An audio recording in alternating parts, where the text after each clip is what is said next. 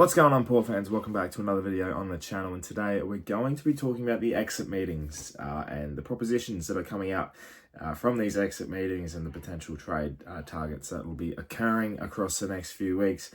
A lot of news has come out today, so I thought I would give my thoughts and a bit of an update on exactly what is going on for those that may have missed everything and everything that we may endure over the next few weeks. Obviously, it's grand final week, which, you know, it should be the main talking point, and you'll definitely catch all of that on the Glass Table episode tomorrow. But I do want to make sure that I do keep on top of all the news and the latest news and everything that is coming out of Port Adelaide and the potential trade targets. So that's what we're going to talk about today.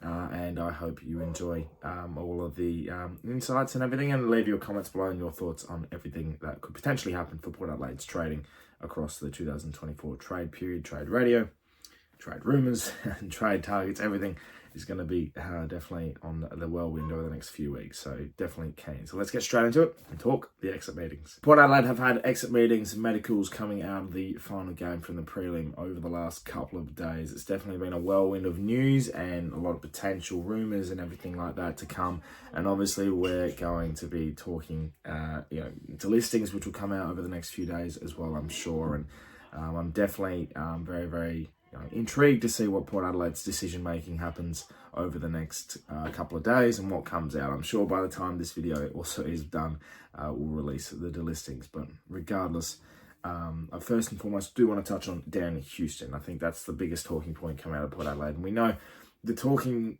points and the quotes that have come out from Houston during interviews and radio stints and everything like that. You know, he's talked about he wants to stay.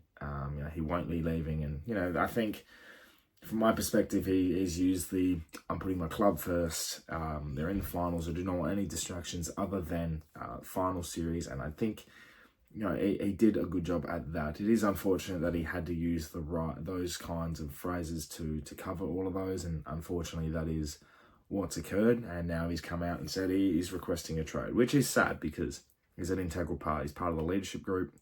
Which that does hurt a little bit more, and the distaste in my mouth definitely does come from that. I think you're a leader of the club. You're supposed to set the example. He's had a good season again, all Australian, and you come out and you want to leave, and I'm not sure on the request to go home, but it definitely is not sitting well with me in particular. So that request has occurred. But in saying that, he has suggested that if a deal cannot be done, he's happy to stay at Port, which does leave a glimmer of hope for him to stay. But I think we all know in these requests and in these talking points that though the statement to go normally means you end up going, and it's just a matter of what deal can be done and which club he goes to. There's no specific request to which club. There's obviously a lot of offers on the table, so whatever the best deal Port Adelaide can get, which does mean a lot of potential for Port to gain some good capital in terms of the draft and potentially use it on Jack Lukosius, which leads me into the next point, which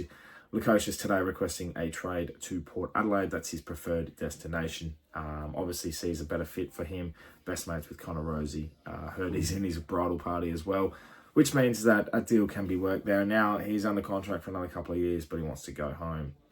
Gold Coast don't particularly see a benefit for him going forward, so I think his best place is going to Port, which is great for us. An elite kick, an amazing mover of the footy, has great footy skills and footy smarts. So I think with that in mind, I think a deal can get done there, especially knowing that they can offload Lukosius in that way. I don't think it's necessarily the main part of the deal, but it's definitely a major bonus for Gold Coast to do that. And I think now that moving forward, a deal can get done, especially if the Houston deal can progress really nicely. And if we can get 2 first-round, I know 2 first-round draft picks for Houston is maybe a bit of a stretch, and with our first pick in the draft this year at pick 36, it does seem a bit far-fetched. But you're not allowed to use your first round pick. I don't think we have to use a first round pick next year, I think is the statement. So it'd be interesting to see how that progresses. The next talking point is Ivan Soldo. Now this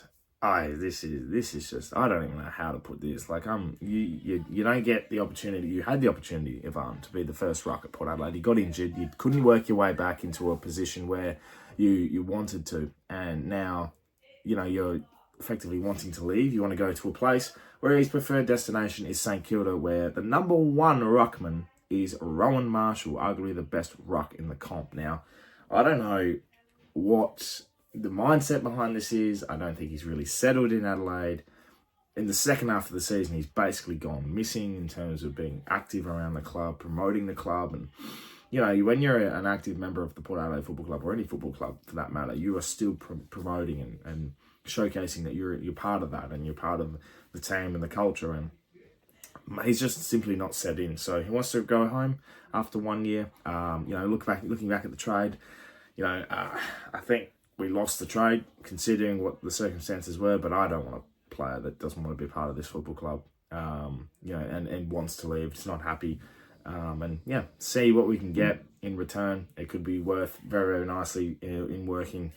I think obviously Tom Campbell from the Saints moved on as well. So considering that fact, I think, send him off, get that deal done in the first couple of days and work with that going forward. So definitely an interesting proposition from Farmer. It just it doesn't sit well with me at all. And an intriguing proposition, that Ivan Soldo. So a lot has come from these exit meetings. They're the three main talking points: Ivan Soldo, Jack Lukosius, Dan Houston. A lot more to come from these exit meetings.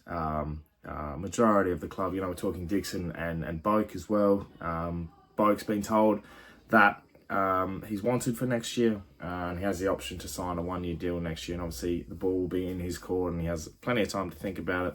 We know it was the same sort of situation last year, and I think the motivation to go on again will be there for Trav. I sort of expect, I think it'll be a shock if he doesn't sign on for 1 more year, go for one last time. Dixon, on the other hand, I think there's been a lot of talking points about Dixon and what he's wanting to do. And obviously a lot of fans giving the backlash and everything, and myself included, obviously not thinking that he'll play on next year. I think he has a lot of options outside of footy to continue with rather than playing. I think his body's purely cooked. So I expect an announcement over the next few weeks to suggest he won't be coming back to the club next year and wants to retire from football. And I think that'll be the case. And everything else after that will sort of fall through, and we'll see how everything progresses. But I expect everyone else. If I was to guess on delistings, I think you'll get some of the earlier, from some of the later picks and stuff like that not continuing on.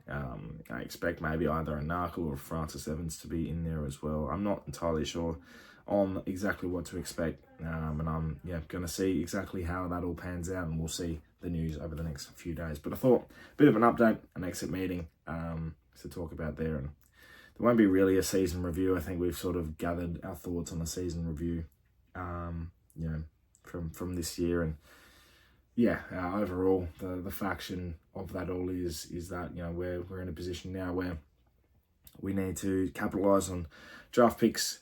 We need to make sure we're in good stead going into the next few years, because our list is quite young. Gaining a player like Lukosius and even Isaac Cumming, if he decides to choose Port Adelaide, they're going to be in their mid-20s, and by the time we get to Tassie, they're in their 27, 28-year-old age in their prime of their football careers, and we want to have good draft capital before Tasmania come in, just so we're set up nicely and we're not falling behind the 8 ball when Tasmania take like the first 16 picks of the draft or whatever the case may be. So definitely something to look at and make sure that we're in good stead, and I'm sure there'll be a lot of news coming Port Adelaide's way over the next few weeks, and a few surprises as well that may suggest some trades and rumours as well. So a lot to deal with, a lot to expect. Let me know in the comments below, Port fans, your thoughts on what could happen and what should happen for Port Adelaide in these exit meetings and these delistings as well. It's going to be a lot of intriguing time. It's a silly season now, which means we're going to have to deal with a lot of news, a lot of things to come our way. So get ready for a lot of interesting discussion points. Thank you very much for watching, Port fans. Make sure you leave a comment below on your thoughts on the potential trade ins and outs coming over the next few weeks, and the listings as well. I'm sure there's going to be a lot of talking points, as I've suggested, but it's been good to get this and talk about it and see what pans out. So thank you for watching. Make sure you subscribe to the channel for plenty more Port Adelaide and AFL content to come your way across the off-season. My name's Anthony, and as always, ThePear.